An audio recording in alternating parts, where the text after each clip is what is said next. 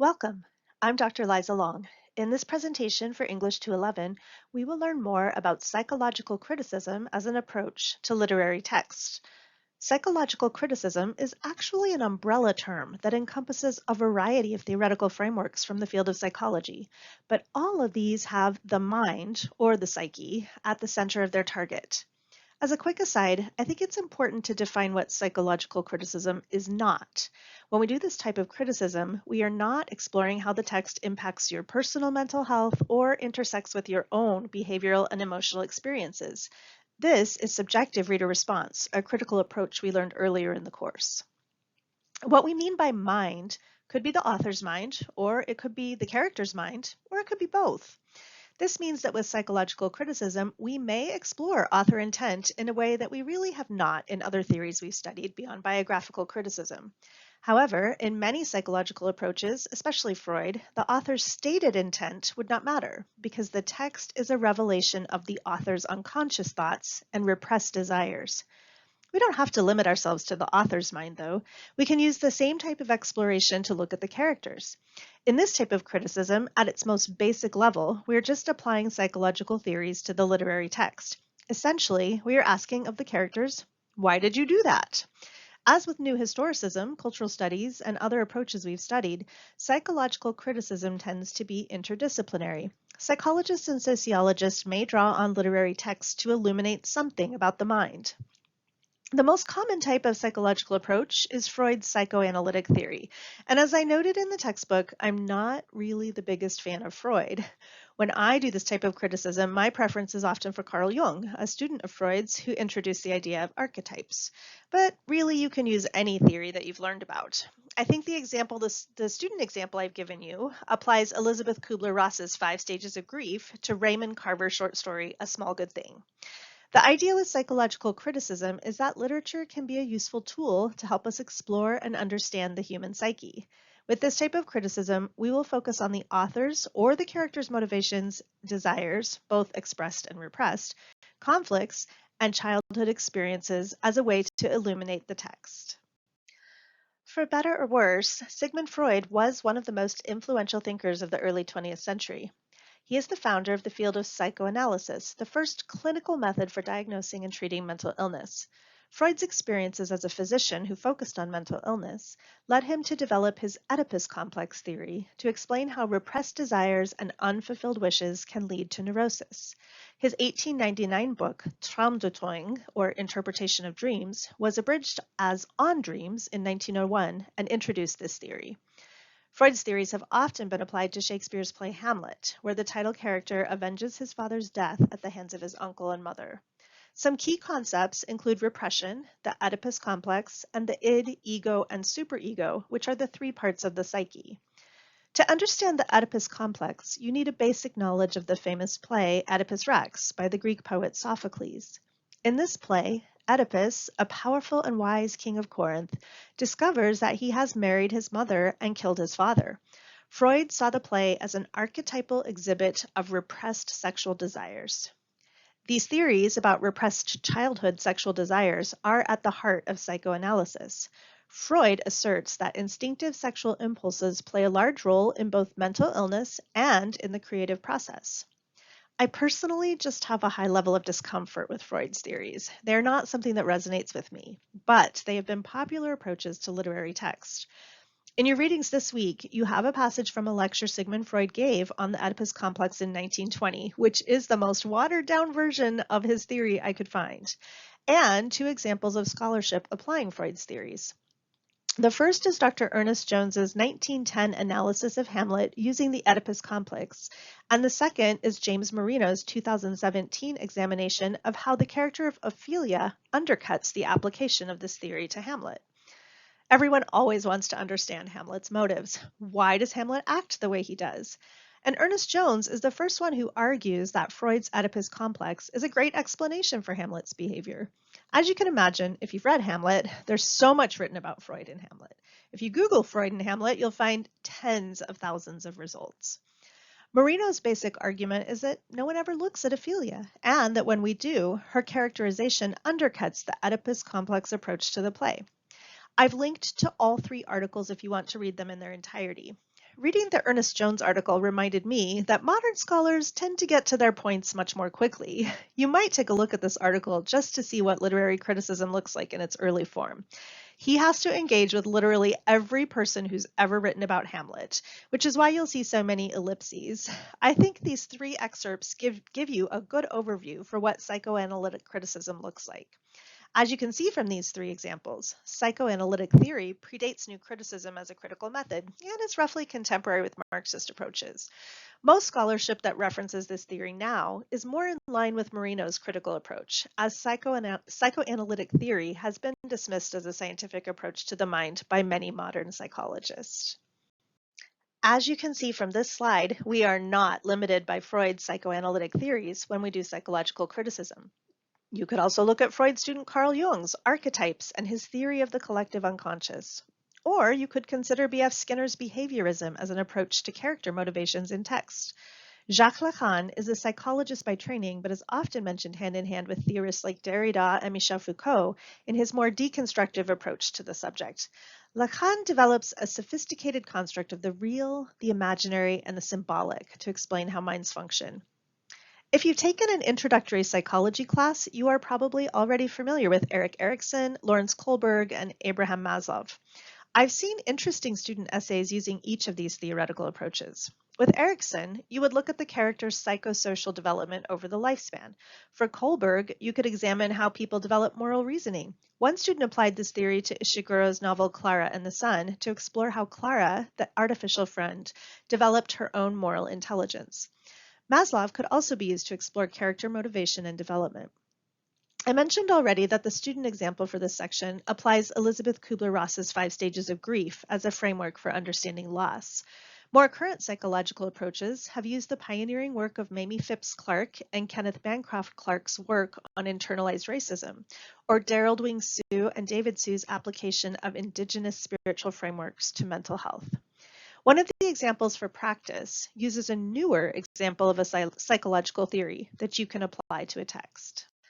I just love this picture of Freud because he looks so judgmental. Psychological criticism employs a wide variety of approaches to text. The specific approach you take will start with the identification of a single theoretical approach, such as those listed on the previous slide, though you are not limited to this list.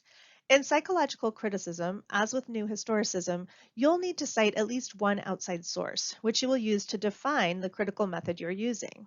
Again, remember that with this type of criticism, you are not doing subjective reader response. It's not psychological criticism to talk about how the text makes you feel or affects your mental health. Here are a few things to consider when you do psychological criticism. Number 1, psychological theories. Familiarize yourself with the basics of key psychological theories such as Freudian psychoanalysis, Jungian archetypes, or cognitive psychology. This knowledge provides a foundation for interpreting characters and their actions. Number 2, author's background. Research the author's life and background. Explore how their personal experiences, relationships, and psychological state might have influenced the creation of characters or the overall themes of the text. Also consider what unconscious desires or fears might be present in the text. How can the text serve as a window to the author's mind? The fictional novel Hamnet by Maggie O'Farrell uses the text of Hamlet along with a few facts that are known about Shakespeare's life to consider how the play could be read as an expression of the author's grief at losing his 11-year-old son. Number 3, character analysis. Examine characters' personalities, motivations, and conflicts. Consider how their experiences, desires, and fears influence their actions within the narrative. Look for signs of psychological trauma, defense mechanisms, or unconscious desires. You can see an example of this in the 2 literary articles above, where the authors consider Hamlet's and Ophelia's motivations and conflicts. Number 4, symbolism and imagery. Analyze symbols and imagery in the text. Understand how these elements may represent psychological concepts or emotions. For example, a recurring symbol might represent a character's repressed desires or fears. Number 5, themes and motifs. Identify recurring themes and motifs. Explore how these elements reflect psychological concepts or theories. For instance, a theme of isolation might be analyzed in terms of its impact on characters' mental states. An example of a motif in Hamlet would be the recurring ghost. Number 6, archetypal analysis. Jungian analysis is one of my personal favorite approaches to take to text. You can apply archetypal psychology to identify universal symbols or patterns in characters. Carl Jung's archetypes, such as the persona, shadow, or anima animus, can provide insights into the deeper layers of character development. Number 7, psychological trajectories. Trace the psychological development of characters throughout the narrative. Identify key moments or events that shape their personalities and characters. Consider how these trajectories contribute to the overall psychological impact of the text. Number 8, psychoanalytic concepts. If relevant, apply psychoanalytic concepts such as the id, ego, and superego. Explore how characters navigate internal conflicts or succumb to unconscious desires. Freudian analysis can uncover hidden motivations and tensions. When I do psychological criticism, I love looking for evidence of Jung's collective unconscious and considering how archetypes function in a literary text. In archetypal criticism, archetypes determine the form and function of literary works. As Jung wrote in Man and His Symbols, my views about the archaic remnants, which I call archetypes or primordial images, have been constantly criticized by people who lack sufficient knowledge of the psychology of dreams and of mythology. The term archetype is often misunderstood as meaning certain definite mythological images or motifs, but these are nothing more than conscious representations. Such variable representations cannot be inherited. The archetype is a tendency to form such representations of a motif, representations that can vary a great deal in detail without losing their basic pattern. In other words, the archetypes arise unconsciously in literary texts. They are not deliberate choices, according to Jung. Jungian psychology has an influence on our lives in a variety of subtle ways. From the movies that we watch, Marvel and Star Wars are all about the archetypes, to the personality tests we take. The famous Myers-Briggs Type Indicator, MBTI, used in many workplaces is based on Jungian archetypes.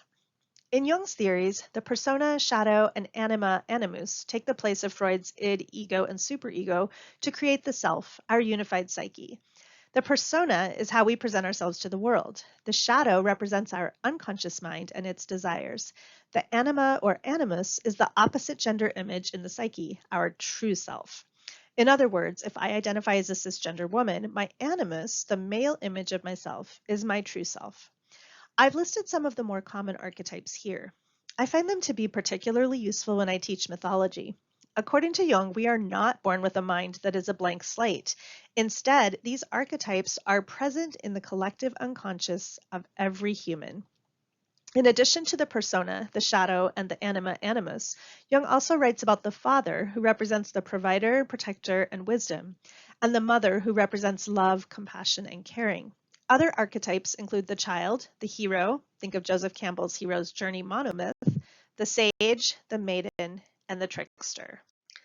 To practice how we apply psychological criticism to a text, let's look at an Emily Dickinson poem, A Narrow Fellow in the Grass. The text on this slide is the corrected version that Dickinson's editors published under the title The Snake. It's one of just 10 poems that were published in her lifetime. Listen as I read the poem out loud and make notes about things that stand out to you. Pay attention to imagery and consider the speaker's and poet's gender. A narrow fellow in the grass occasionally rides. You may have met him, did you not? His notice sudden is. The grass divides as with a comb, a spotted shaft is seen, and then it closes at your feet and opens further on. He likes a boggy acre, a floor too cool for corn, yet when a child and barefoot, I more than once at morn have passed, I thought a whiplash, unbraided in the sun, when stooping to secure it, it wrinkled and was gone. Several of nature's people I know, and they know me. I feel for them a transport of cordiality, but never met this fellow attended or alone, without a tighter breathing, and zero at the bone. Emily Dickinson. What stands out to you in the text? The word snake is never mentioned explicitly in the poem itself, but we assume the narrow fellow in the grass is a snake. We definitely have good material for our analysis. I'll just be blunt. The snake in this poem is a phallic symbol representing a penis, and the speaker, who identifies as a boy in the original draft, is demonstrating Freud's concept of penis envy. With this type of analysis, it's important to identify any symbols that may have sexual connotations. The author has a female name, but identifies as a male in the original draft of the poem. Her editor changed boy to child. If we were doing Jungian analysis, we might think about the anima animus here, but since we are trying a Freudian approach, I think it's clear this is more evidence of penis envy. I personally feel like this approach yields an exceptionally reductionist and narrow interpretation for this lovely little poem, but it's pretty obvious how the imagery functions in Freudian analysis. With this approach, the poem is about penis envy and the poet's repressed desires to be a boy. The anxiety the speaker exhibits in the lines "without a tighter breathing" and "zero at the bone" represent this repressed desire.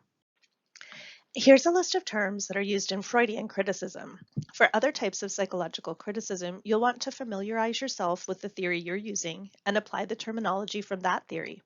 These are all psychoanalytic terms. Repression is when a character exhibits a selective memory. Think of Hamlet here when asked about the ghost of his father. Isolation is when a character produces an unexpected response.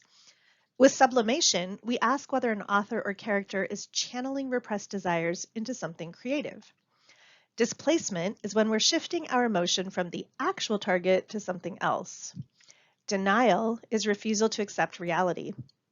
Reversal is a turn of emotion or fate. Think of Oedipus's sudden reversal of fortune in the play when he learns that he married his mom and killed his dad. Reaction formation is a pattern of actions that show denial of reality. Finally, we have the id, ego, and superego, which I previously mentioned. These are important concepts for this type of criticism. Psychological criticism can be an interesting approach to a literary text, but it also has some limitations. Some main ones include the following. Subjectivity. Different readers interpret psychological elements in a text differently. Use an established psychological theory.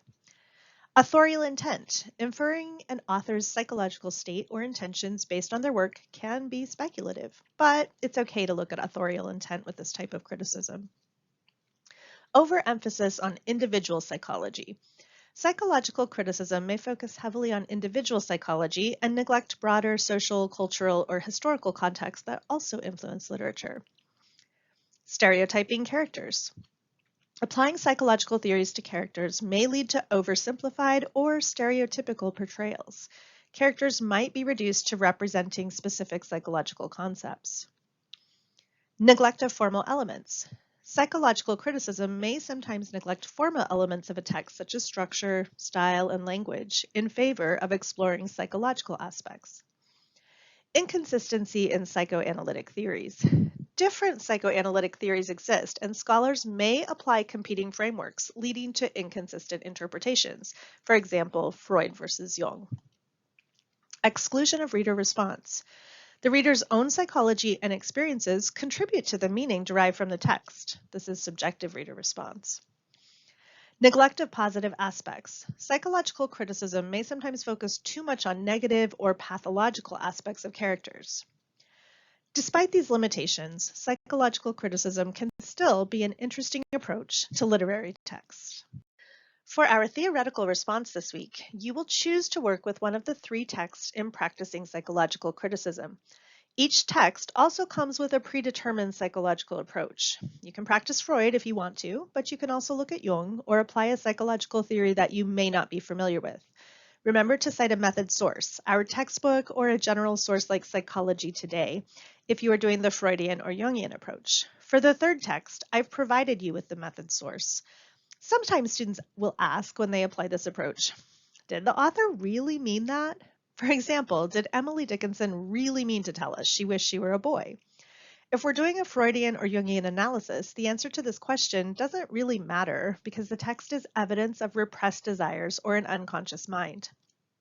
Another question students ask is whether there's any idea that's off limits or too out there. Not really, but I do ask you to use your professional judgment when writing this week's analysis. Freud's theories deal explicitly with sexual desire, so we want to maintain a professional distance when applying these to a literary text. But as long as you can justify your interpretation with evidence from the text, any idea is fair game. I recommend using the checklist in practicing psychological criticism. Also use the questions below the text to help you write your mini essay of 500 to 750 words. Remember to include a thesis statement that makes an argument about the text using a psychological method. Finally, try to be creative and have fun this week. As always, if you have any questions, please reach out. I really look forward to seeing your responses and application of these theories.